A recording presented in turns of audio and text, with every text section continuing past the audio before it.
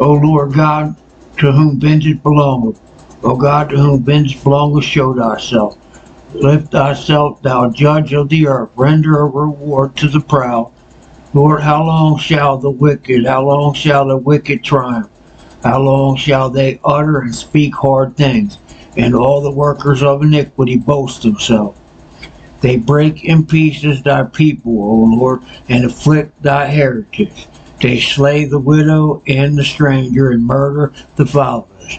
Yet they say, the Lord shall not see, neither shall the God of Jacob regard it.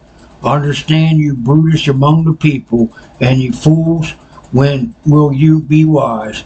Let that plant the ear, shall he not hear? He that formed the eyes, shall he not see? He that chasteneth the heathen, shall not he correct? He that teacheth man knowledge, shall not he know? The Lord knoweth the thoughts of man, that they are vanity. Blessed the man whom thou chastenest, O Lord, and teacheth him out of thy way, that thou mayest give him rest from the days of adversity, until the pit be digged for the wicked. For the Lord will not cast off his people, neither will he forsake his inheritance. But judgment shall return unto righteousness, and all the upright in heart shall follow it. Who will rise up for me against the evildoer? Or who will stand up for me against the workers of iniquity? Unless the Lord had been my help, my soul had almost dwelt in silence. When I said, my foot slippeth, the mercy, O Lord, held me up, and the multitude of my thoughts within me, thy comforts delight my soul. Shall the throne of iniquity have fellowship with thee, which frameth mischief by a law? To gather themselves together against the soul of the righteous, and condemn the innocent blood. But the Lord is my defense, and my God is my rock of my refuge. And he shall bring upon them their own iniquity, and shall cut them off in their own wickedness. Yea, the Lord our God shall cut them off. So you're telling me we live here and we're the only one that's not a sphere? Nope, this is a composite image, and this is part of a psyop to discredit the movement. Nobody that believes in flat earth believes in this, I promise you. This is what we're working with. Enoch sees two places for punishment. One is in the deep abyss, which would be Sheol, under the ground, and then multiple times he mentions a lower level of heaven where he sees 7 stars that are chained in it. I saw the 7 stars, they were like great burning mountains. He asks Uriel, the angel that was guiding him, what is this magnificent place and why are these stars bound? Enoch describes that these 7 are responsible for all sin on earth. They taught us everything that we're not supposed to know, and that's why they're suspended in the firmament until judgment day. Here's the official composite image of Venus. Here's what it looks like if you look at it through a telescope yourself. And here's a Roman deity or false god named Venus. This is an official composite image of Mars, but this is what Mars looks like through a telescope. And coincidentally, this Roman god or false god is named Mars. Here's the official composite image of Neptune, and here is Neptune through a telescope. And here's the Roman god Neptune. And the word planet comes from a Greek word that means wanderer or wandering star. And I wonder why the Romans and the Babylonians would name the planets after the false gods. We're not a ball, they're not a ball. But what I do find interesting is that NASA had Kabbalah ties, and in Kabbalah there's celestial spheres that they worship. There's also reading Revelation. I want to read out of Isaiah 24 first. Isaiah 24. Behold, the Lord maketh earth empty, and maketh waste, and turneth it upside down, and scattereth abroad the inhabitants thereof.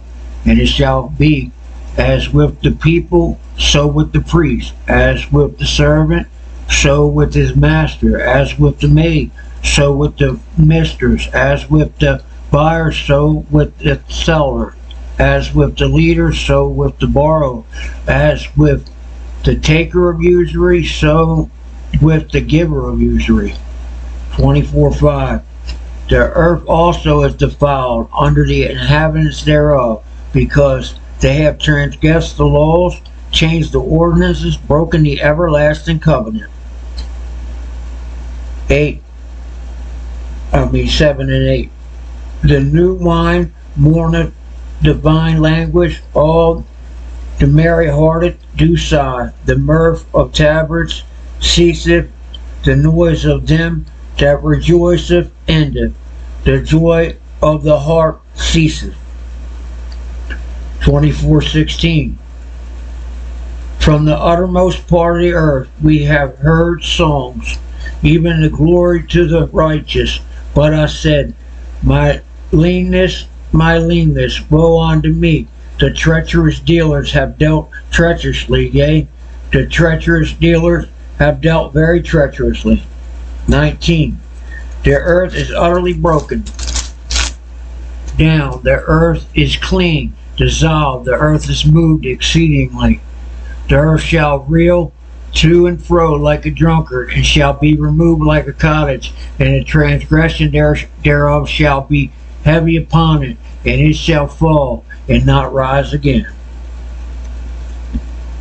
Is a plan that involves the murder of 280,000 Americans on a single day. And the best part of it is they're going to blame a foreign actor for it, except for a tiny little problem. Yeah, if you hop down to page 9 of that National Blueprint for Biodefense, Seth, and highlight the first major paragraph under the U.S. House of Representatives, let's go ahead, for the sake of everybody on here, make sure that we read it. We were attacked, and we don't know who did the attack, but the infectious agent they used killed 280,000 Americans and infected at least 400,000 throughout the country on a single day, in addition to 200,000 dead and 800,000 sickened animals. Now, if you scroll up for a moment, Seth, and keep going until I tell you to stop, just keep scrolling. Scroll up, scroll up, scroll up. What you're going to find when you get to this page, oh, there you go. Look at ex officio members. If you look at the ex officio members of this particular committee, there are two names that I want to call your attention to: Gerald W. Parker and George Post. Those names are names that people should be familiar with, but they are not. These are veterinary scientists and gain-of-function scientists who have done an enormous amount of work in a variety of pathogens. George Post famously was very much involved in the Arizona contribution to the gain-of-function research that brought us COVID-19 and all of those kinds of things. And here we have the same actors. In this case, we have the ability to go into their research and find out what kind of pathogen would go after humans and animals on the same day. How do we figure out what that is? And it turns out that there are a bunch of options. Nipah virus is what they refer to in this scenario, but equine encephalitis, which is a huge, huge, huge gain-of-function problem, is something that these guys have been familiar with. And there are several other pathogens that these guys have been working with.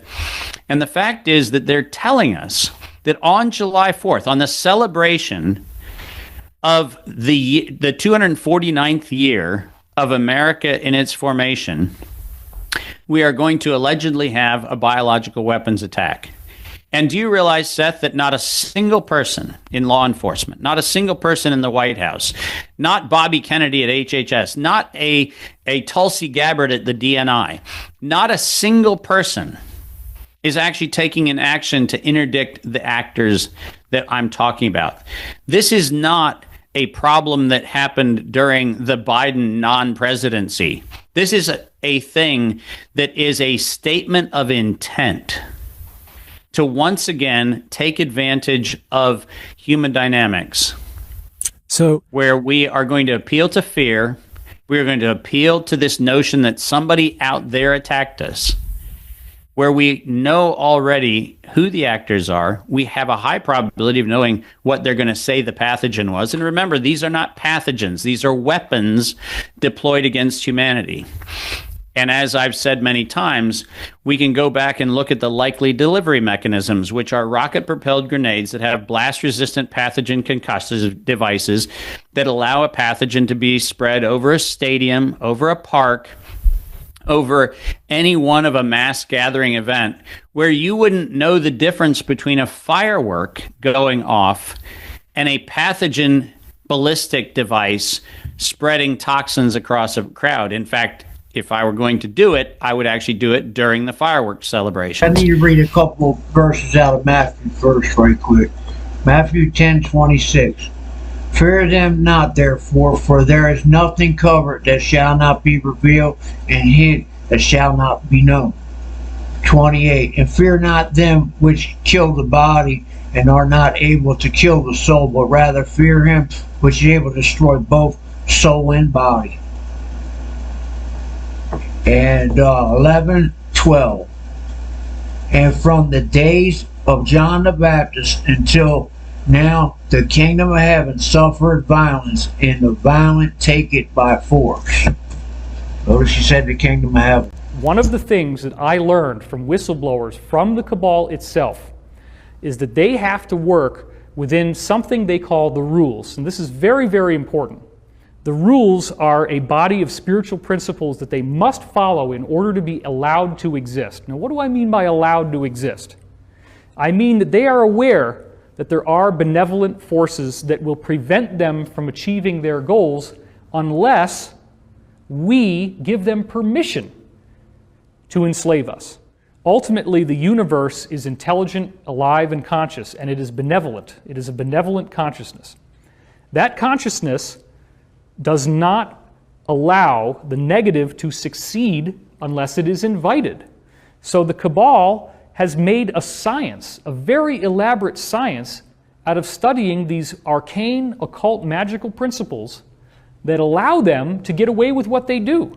So they have to put out everything that tells you who they are in music videos, in these Super Bowl halftime shows, the Grammy Awards ceremonies. They're out there showing you the truth. This is what people are going to have so much trouble with once disclosure happens, is that these people actually practice black magic, and they are very, very good at it. After these things, I saw another angel come down from heaven. Great power and earth was lightened with his glory, and he cried mightily with a strong voice, saying, Babylon the great is fallen, and has become an habitation of devil, and the hold of every foul spirit, and a cage of every unclean and hateful bird. For all the nations have drunk of the wine of the wrath of her fornication, and the kings of the earth have committed fornication with her. And the merchants of the earth are waxed rich through the abundance of her delicacies. And I heard another voice from heaven saying, Come out of her, my people, that you be not partakers of her sins, and that you receive not of her plagues. And her sins have reached unto heaven, and God has remembered her iniquity. Reward her even as she rewarded you, and double unto her, double according to her works. And the cup which she hath filled to her double. How much she has glorified herself and lived delicately, so much torment and sorrow give her. For she saith in her heart, I sit a queen, and am no widow, and shall see no sorrow. Therefore shall her plagues come in one day, death and mourning and famine, and she shall be utterly burned with fire, for strong is the Lord God who judgeth her. And the kings of the earth who have committed fornication, live delicately with her, shall bewail her and lament for her, when they shall see the smoke of her burning, standing afar off for the fear of her torment, saying, Alas, alas, that great city Babylon, that mighty city, for 1 hour is the judgment come. And all the merchants of the earth shall weep and mourn over her, for no man buyeth their merchandise any more.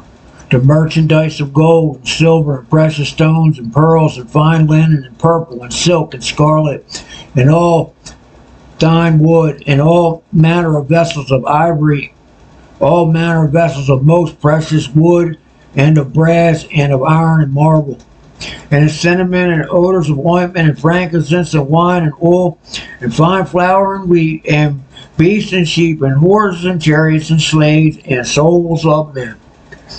And the fruits that thy soul lusted after are departed from thee, and all things which were dainty and goodly are departed from thee, and thou shalt find them no more at all.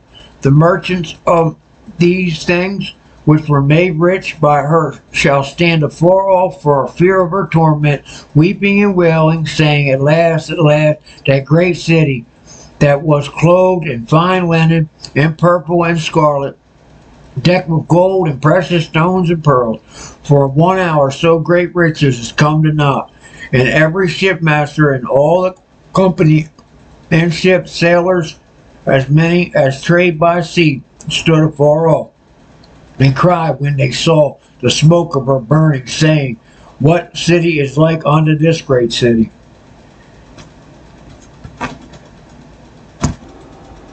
And they cast dust on their heads, and cried, weeping and wailing, saying, at last, that great city where we made rich all that had ships in the sea, by reason of her costliness. For 1 hour is she made desolate. Rejoice over her, thou heaven, and you holy apostles and prophets, for God has avenged you on her.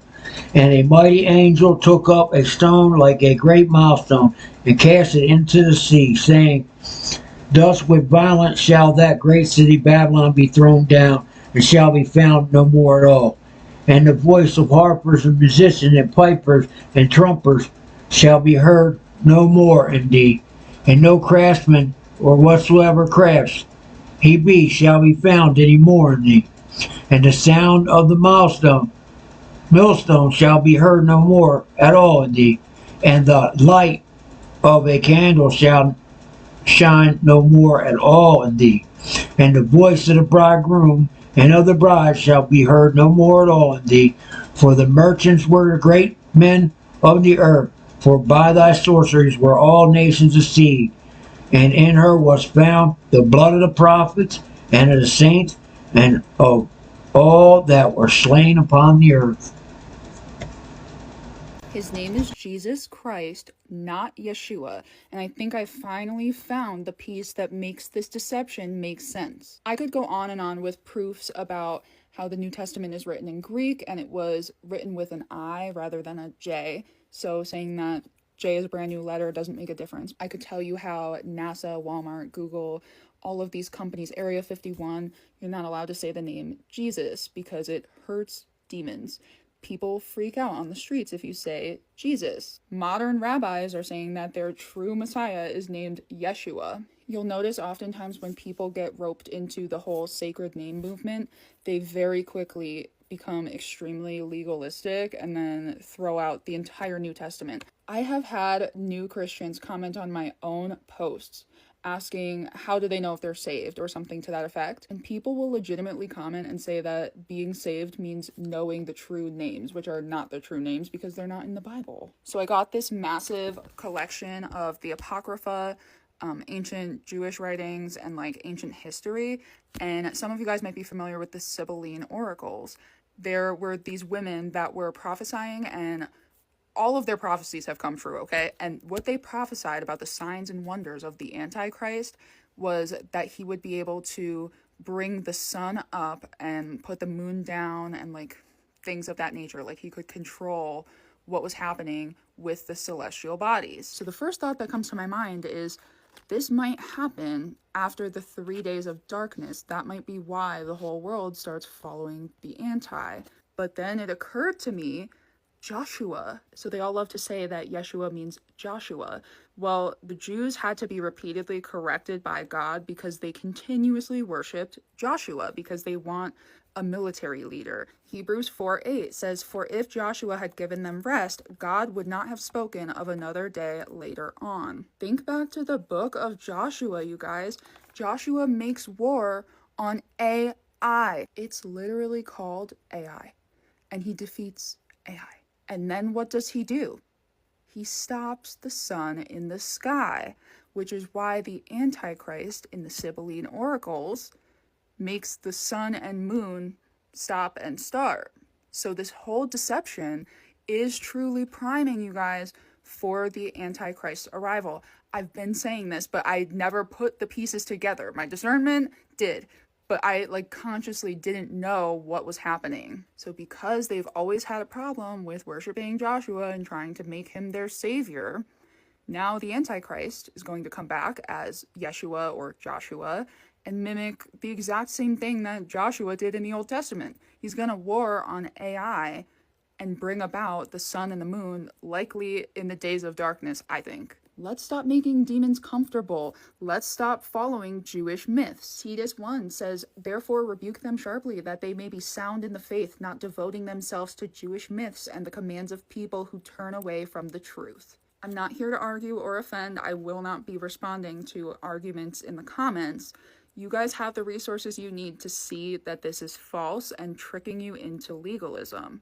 Do with it what you Post that clip with her talking about that name deception, because, to be honest with you, I used to call him Yeshua as well, because I used to watch an old program on television called The Shepherd's Chapel, and they would always use that term and explain how it's this or that, and it took actually a good while being awake in the truther community to actually notice that, yeah, you're right, it was all a deception from the beginning, and had to literally purge out of my head the name Yeshua in my prayers and all to get me back to saying Jesus Christ at all times. And I'm just saying this to the fellow Christians out there that may have been deceived into Yahusha or Yeshua. You see these skulls on this TV? That's what they represent. The evil side that they've been hiding from you this whole time so that they can strike and they can pounce on you. Because, yeah, they might think in their heart that they're going to be doing this and they're going to be controlling it. But when I hear, like in chapter 17, when it talks about them destroying the great whore of Babylon, when they're talking about, at that point, the harlot or the Vatican, you know, I also think of all the other types of Protestant churches, because if they're going to destroy the Catholic Church, they're absolutely going to destroy Protestantism too. That's just my opinion on that, and I just would just let you know to take heed. And from all these little pictures here, I imagine all this is real. But I tell you something before I forget, because I do mention a lot of things that are a little different from other people's things when it comes to the nano, graphene oxide, bug, fungi, logic weapons. But I was telling a colleague of mine today that they operate on sin, and they truly do.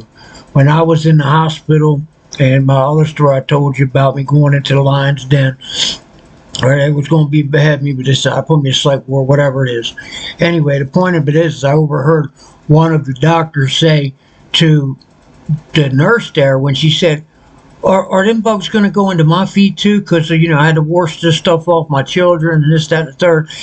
And he said, no, it only goes into, and I'm not going to mention the sin, but the point of it is that he was saying a person is committing certain sins, all sin, I would say at this point, will draw the negative to you. It is truly about your vibration and what you're doing to try and elevate your vibration and get away from the lower negative emotions like fear and anguish and suffering. That's why on TV, that's all they do is try and fear porn you to death.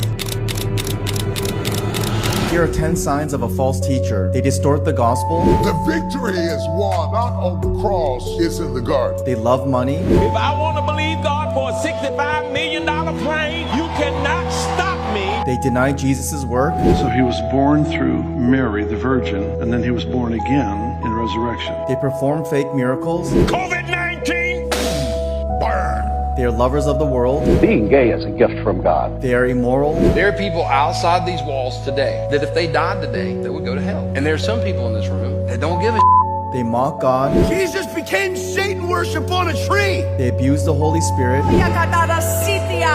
Power! They are self-centered. Tuesday, I'm back in the office. I'm CEO-like. And they are people pleasers. Do you feel like you're cheating people by not telling them about hell? No, with I really eyes don't. To see, have been aware of chemtrails in our skies. And for decades, we were called conspiracy theorists. But in 2016, while serving as director of the CIA, John Brennan admitted that chemtrails are real at the Council on Foreign Relations. Another example is the array of technologies, often referred to collectively as geoengineering, that potentially could help reverse the warming effects of global climate change. One that has gained my personal attention is stratospheric aerosol injection, or SAI, a method of seeding the stratosphere with particles that can help reflect the sun's heat in much the same way that volcanic eruptions do. An SAI program could limit global temperature increases, reducing some risks associated with higher temperatures and providing the world economy additional time to transition from fossil fuels. This process is also relatively inexpensive. The National Research Council estimates that a fully deployed SAI program would cost about $10 billion yearly. In 2007, it was announced that nano-sized particles, known as smart dust, can be dispersed over the battlefield via aerial spraying. The military has contracted several multinational corporations to develop wearable biosensors. Biosensors and smart dust can become something known as body dust that can spread inside the human body as an active network, capable to provide telemetry from inside the body for the use of monitoring humans.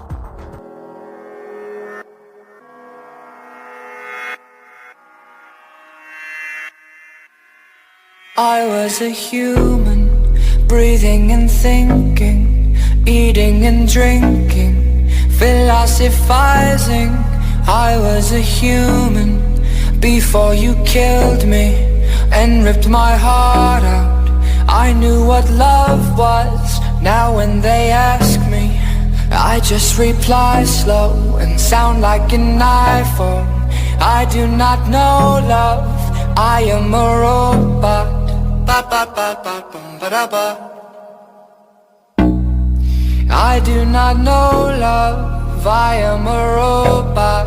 Ba ba ba ba bum ba da ba. I used to know love, 'cause I had a fire, passion and desire. Now all I require are circuits and wires. Inside was an ocean of soul and emotion. Then you cut me open. Now all that I know is I am a robot, thoughtless and empty. Don't know who sent me, don't know who made me. Electric robot, everything's grey now, numb to the pain now. I knew what love was. Now when they ask me, I just reply slow, sound like an iPhone. I do not know love, I am a robot. Ba ba ba ba bum ba da ba. I do not know love, I am a robot. Ba ba ba ba bum ba da ba. I used to know love, 'cause I had fire, passion and desire.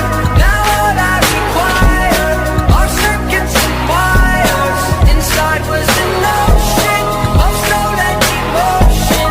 Then you cut me open.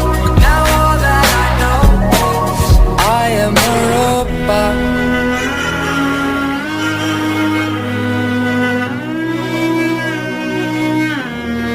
I am a robot.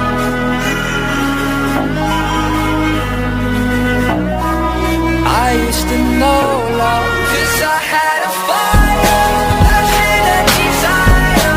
Now all I require are circuits and wires. Inside was an ocean of soul and emotion. Then you cut me open. Now all that I know is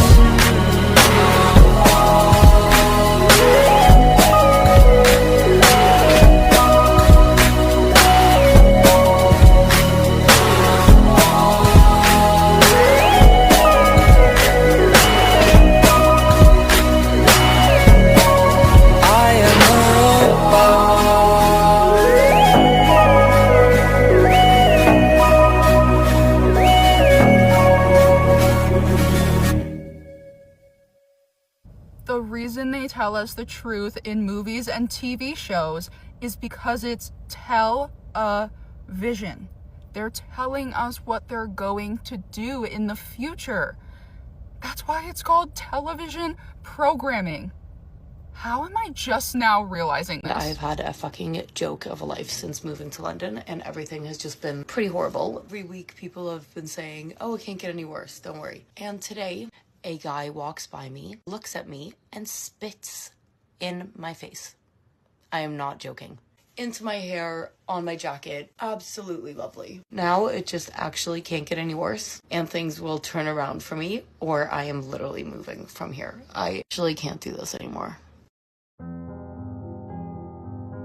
Do you realize what he's saying? In those days, the way you took an oath was not by signing. How wimpy.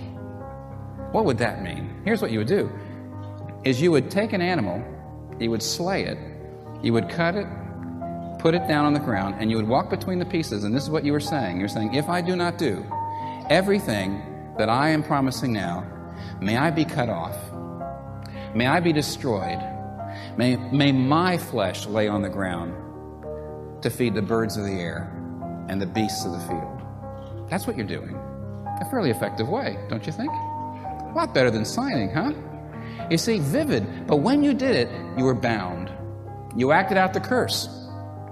Now, when Abraham was told, bring me all these pieces, he immediately knew what was going on. This was a covenant ratification ceremony.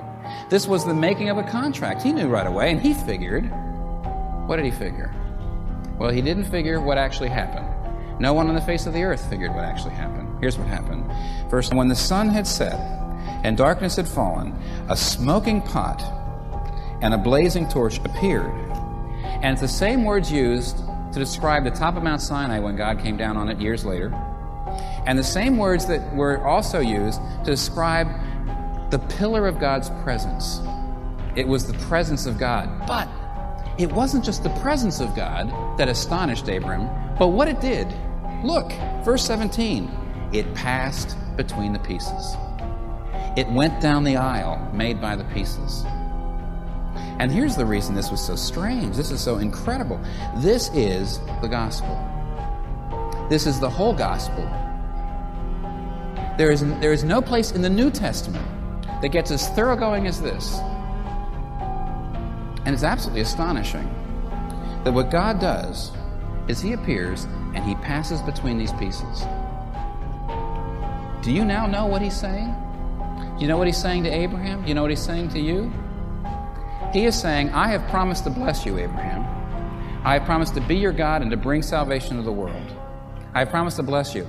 And if I don't do what I say, may my immutability experience mutation.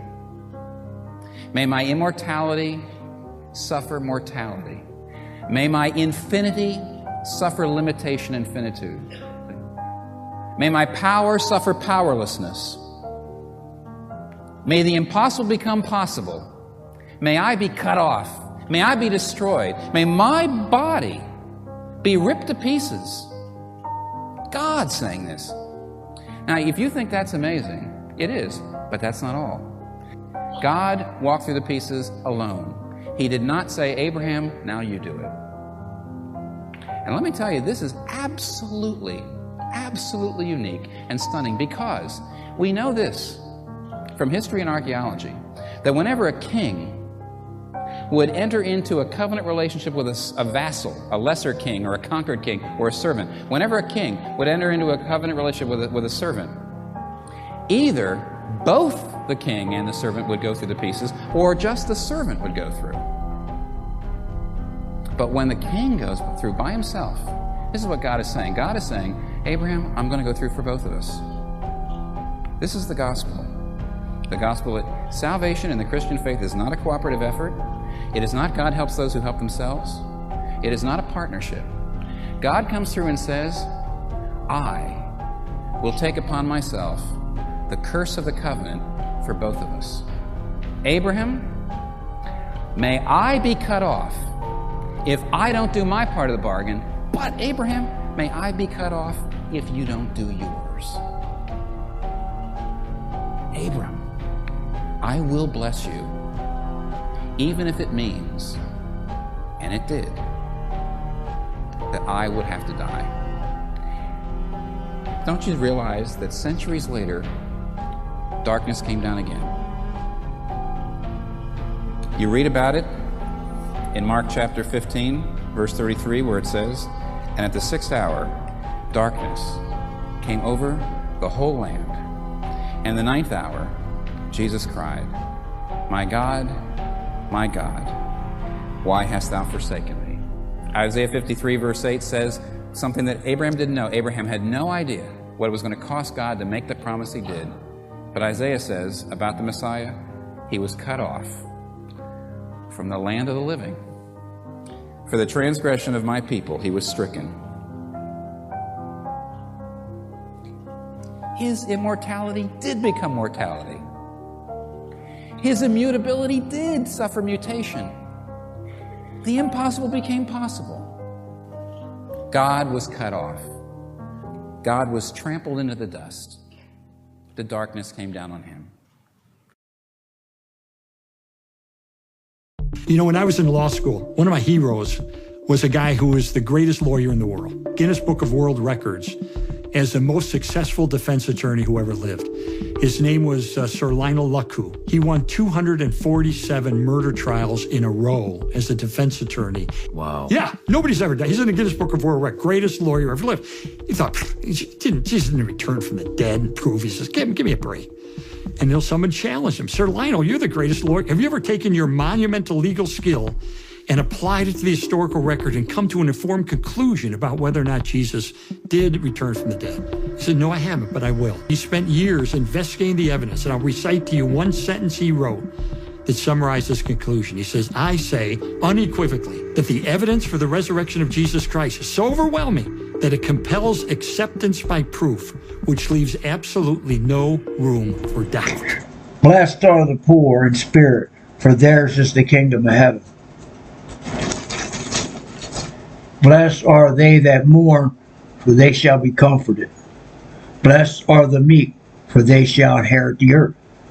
Blessed are they which do hunger and thirst after righteousness, for they shall be filled. Blessed are the merciful, for they shall obtain mercy. Blessed are the pure in heart, for they shall see God. Blessed are the peacemakers, for they shall be called the children of God.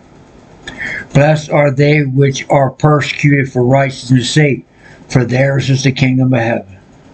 Blessed are you when men shall revile you and persecute you, and shall say all manner of evil against you falsely for my sake. Rejoice and be exceedingly glad, for great is your reward in heaven. For so persecuted they the prophets which were before you. You are the salt of the earth. And like I say in each video, guys, keep your salt. Stay in the word each day. God bless y'all, and I'll leave links in the description in case you'd like to support my work.